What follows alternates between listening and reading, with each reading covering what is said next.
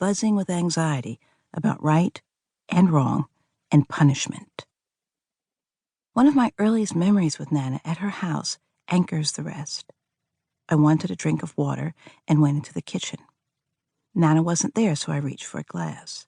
They were small, Libby juice glasses, diner style, wavy and thin enough to feel beautiful against my palm. I forget whether I climbed up to reach the metal cabinet that opened with a ping, or found the glass on the counter. Either way, I knew it was too high for me, and as I knew it, the tiny tumbler dropped from my hand onto the linoleum, where it crashed into sharp pieces. Fear flooded me from scalp to gut. My mother had warned me to behave well on these weekends. She sent just right outfits, perfectly laundered, so I'd look like somebody cared.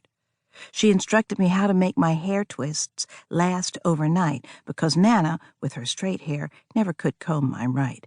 That is, fuzz and naps, pulled back hard enough to straighten them. Above all, I was to do there what I had learned at home, to anticipate what was correct and do it before Nana had to ask. Now, instead, I'd shattered one of the 1,000 glass hazards in this breakable house. With its bric-a-brac ceramic white faces and Chinese antique stuff everywhere, all things I was usually careful to look at, but never touch, except for the Chinese doll, which Nana would take out of the cabinet and let me hold in her presence. I'd get in trouble with Mommy for failing to be careful, and that would be bad, but I was used to it. What was worse, though, was that I had broken the spell. I'd wrecked the charm of my magical place.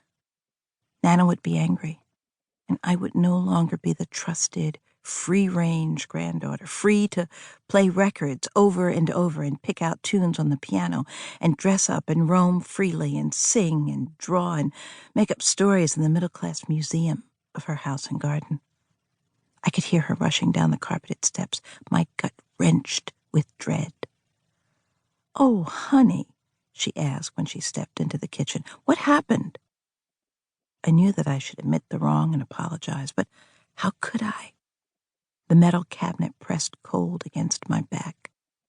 Nana looked back and forth, frowning, inspecting the scene like a diorama. She could see my original misjudgment, and worse yet, the moment of willfulness, when I knew better but grabbed at the glass anyway.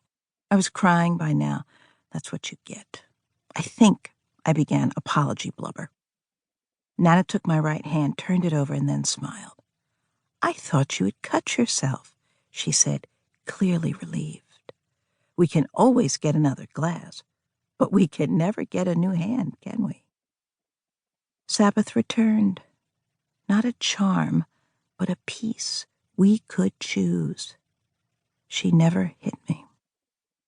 And yet this person who provided kindness and delight to my sister and me was at the same time the woman of whom my father, her only child, once said, "She never loved me."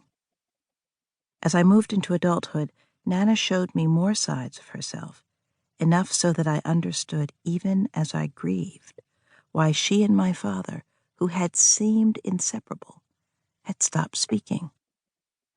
What was love among them or us? Had it ever been real? I'm writing to find out. I want not to forget, but to recall how the end of my grandmother's life pulled into focus her 101 years on earth, the part we shared, as well as the earlier life she brought with her into ours.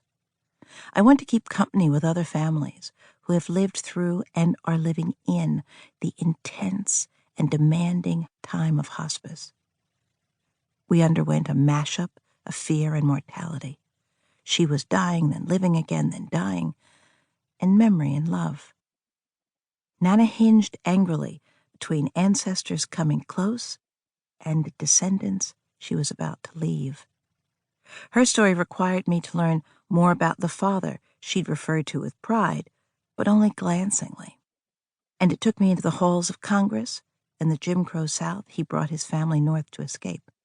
It brought me closer to her son, my father, and drove me farther from him.